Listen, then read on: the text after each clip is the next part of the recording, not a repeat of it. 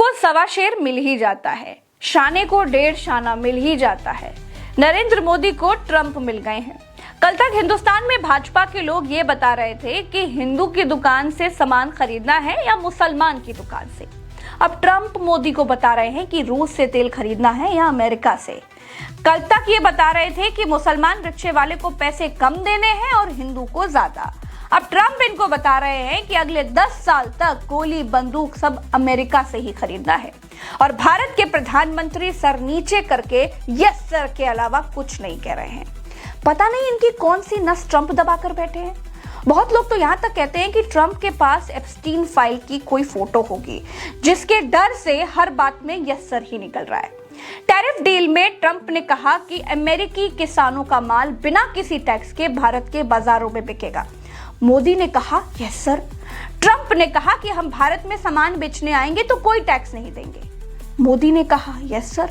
Trump ने कहा कि हिंदुस्तान के लोग अमेरिका में सामान बेचने आएंगे तो हम 18% टैक्स वसूलेंगे। मोदी ने कहा यस सर।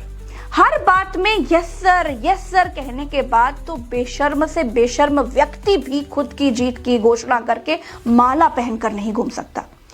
देखिए, ये बजट में किसानों के हित के बारे में बात नहीं किया गया है, ना ही SC ST OBC के हित के बारे में बात किया गया है। बड़े बड़े शब्द लिख के यूज करना है, लेकिन शब्द सिर्फ यूज करने सरकार नहीं चलती, उस पर काम भी होना चाहिए। तो मुझे लगता है इस बजट पे कुछ नहीं है हमारे युवाओं के लिए, आम आदमी के लिए। और हम लोग यही चाहते हैं कि किसानों का हित हो और हमारे जो हेल्थ सेक्टर में कुछ हो, एजुकेशन सेक्टर में हो, लेकिन वुमेन सेक्टर कोई प्रोग्राम नहीं है यहाँ पे।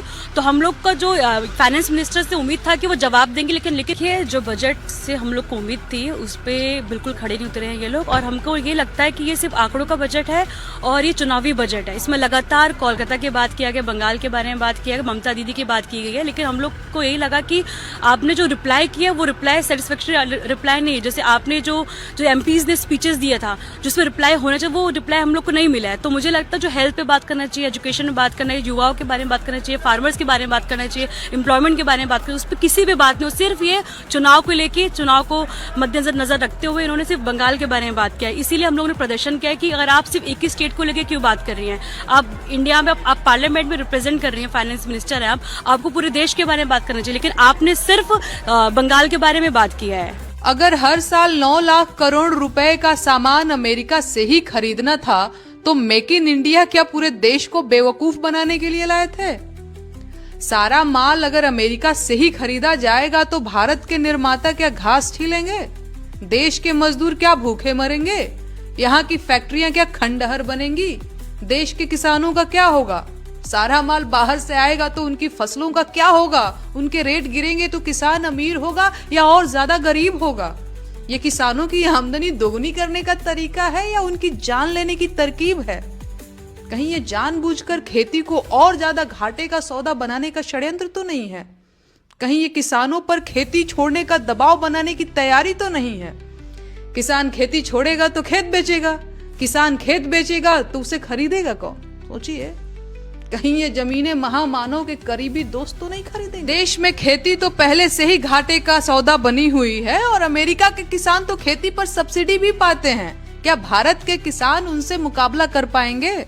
मुकाबला कर पाए या ना कर पाए, सरकार ने तो मुकाबले का आयोजन कर दिया। देश का किसान जरूरत के समय पर खाद नहीं पा पाता, तैयार फसल का सही रेट नहीं पाता, कभी बिचौलिए का शोषण झेलता है तो कभी अपनी तैयार फसल को आग लगा देता है तो कभी सड़क पर फेंक देता है। क्या ये ट्रेड डील उसके ऊपर अत्याचार नहीं है? अगर ये बात मुझ जैसी सामान्य लड़की को समझ आ सकती है तो क्या सरकार में बैठे लोग घास खाते हैं? गांजा पीकर डील करने गए थे क्या? आखिर ऐसी क्या मजबूरी आ गई थी भाई? ऐसा कौन सा दबाव है जिसके चलते सरकार अपने ही देश के हितों के खिलाफ काम करने लगी है?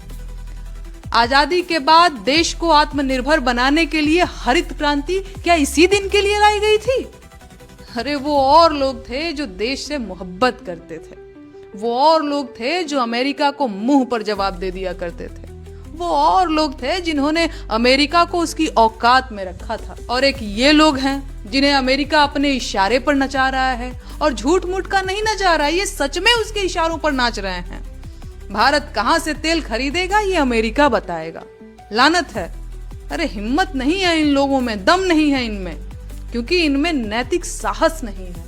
डरपोक हैं ये लोग जो अमेरिका के आगे घुटने टेक रहे हैं। इनके दलाल इनका चाहे जितना गुणगान कर लें, आज देश इनकी कायरता से दुखी है। आज दुनिया हम पर हंस रही है और आज इन धूर्तों की वजह से पूरा देश अपमानित हो रहा है। गुलाम भारत के फैसले लंदन से होते थे और भाजपा के राज में भारत के फैसले अमेरिका ले रहा है। मैं पूछती हूँ, देश की संप्रभुता अमेरिका के पास गिरवी क्यों रखी गई है? अमेरिका का राष्ट्रपति फोन पर आदेश देता है कि चलो भाई लड़ाई झगड़ा बंद करो, और ये मान भी जाते हैं। लेकिन बहादुरी इतनी है कि कोई देशवासी 4 सवाल पूछ लेता है तो FIR दर्ज करवा देते हैं, जेल में डलवा देते हैं। देश की अंदरूनी हालत इतनी खराब है कि पुल रोज गिर रहे हैं, सड़कें दरी की तरह उखड़ रही हैं, हवाई जहाज पतंगों की तरह गिर रहे हैं, ट्रेनें खिलौनों की तरह लड़ रही हैं, लोग कीड़ों की तरह कभी भीड़ में कुचल कर मर रहे हैं तो कभी नकली दवाइयों से मर जा रहे हैं। आतंकी हमलों से देशवासी हलकान हो रहे हैं, लेकिन आतंकवादियों की कोई खबर नहीं मिल रही है। लेकिन सरकार को इन बेकार और फालतू बातों से कोई लेना देना नहीं है।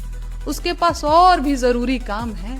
उसे विपक्ष को देशद्रोही साबित करना है, नेहरू जी के खिलाफ अफवाह उड़ानी है, फौज की स्थायी नौकरियां खत्म करनी है, देश की संपत्तियां नीलाम करनी है, आदिवासियों की जमीनें हथियानी है, मीडिया मैनेज करना है और चुनाव लड़ने हैं।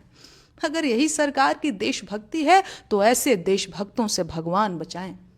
जय हिंद, जय भारत। धन्यवाद। चैनल को सब्सक्राइब करें, लाइक करें और दोस्तों को शेयर करें। ब्यूरो रिपोर्ट मीडिया बात 7 न्यूज ब्रॉडकास्ट, निष्पक्ष और दमदार आवाज भारत की।